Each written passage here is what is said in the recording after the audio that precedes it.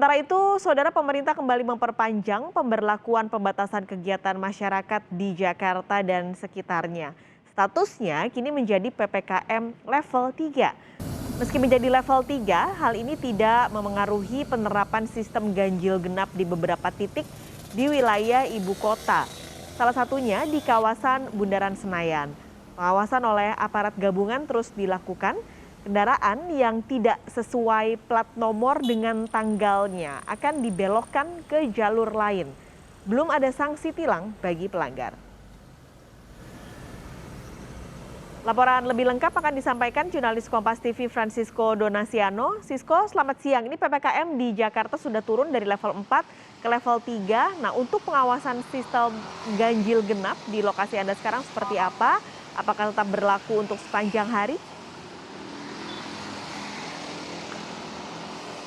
Ya, selamat siang Paskalis dan juga saudara. Untuk pemberlakuan sistem atau kebijakan ganjil genap yang ada di jalan protokol ibu kota seperti tempat kami melaporkan di kawasan Bundaran Senayan yang menuju ke arah Sudirman dan di 7 titik lainnya seperti di daerah Tamrin, kemudian Gatot Subroto, Medan Merdeka Barat, Majapahit, Hayam Buruk, Gajah Mada, pintu besar selatan masih dilakukan pengetatan oleh tim gabungan atau aparat gabungan seperti yang berada di belakang kami, seperti adalah tim kepolisian dari Ditlantas Polda Metro Jaya, kemudian dari pihak Satpol PP dan juga Dinas Perhubungan.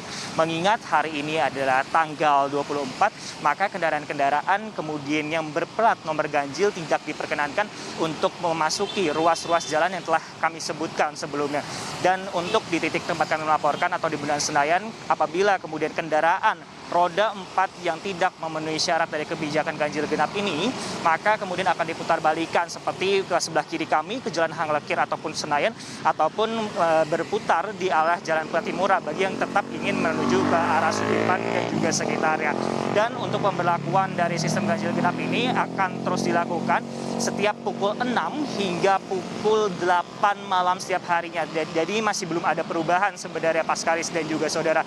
Namun kalau kita mengacu atau mengutip pada perkataan dari Dirlantas Polda Metro Jaya sendiri, yaitu Kombes Sambodo Purnomo Yogo, memang ada kemungkinan ada penurunan jumlah ruas yang akan dikurangi apabila kemudian PPKM yang berada di wilayah ibu kota ini mengalami penurunan. Kita mengetahui sendiri sebenarnya Paskalis dan juga saudara bahwa untuk di wilayah ibu kota dan sekitarnya sudah mengalami penurunan level PPKM dari level 4 ke level 3. Namun memang masih harus menunggu kembali telah dari kebijakan ganjil genap ini, menunggu rapat koordinasi dengan stakeholder terkait ataupun dengan keluarnya instruksi Menteri Dalam Negeri. Paskalis.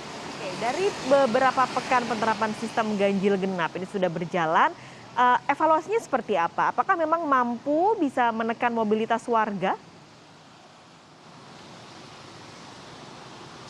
Sudah berjalan selama 2 pekan. Kalau berdasarkan Ditlantas Polda Metro Jaya sudah menjadi sebuah hal yang kemudian efektif untuk menekan jumlah mobilitas warga. Tapi kalau kita melihat pada kemudian pemberlakuan PPKM level 3, sebenarnya Paskalis dan juga saudara, berdasarkan instruksi Mendagri nomor 26 tahun 2021, ini sebenarnya yang harus kita cermati sebenarnya. Kenapa?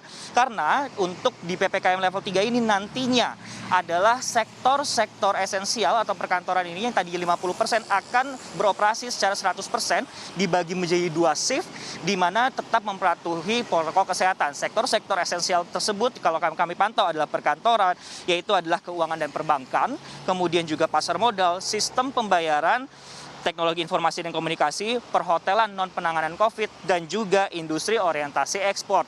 Kalau melihat untuk wilayah yang telah kami sebutkan, ruas-ruas kemudian yang dilakukan penutupan atau kebijakan dari ganjil genap adalah jalan-jalan yang biasanya digunakan untuk masyarakat perkantoran esensial.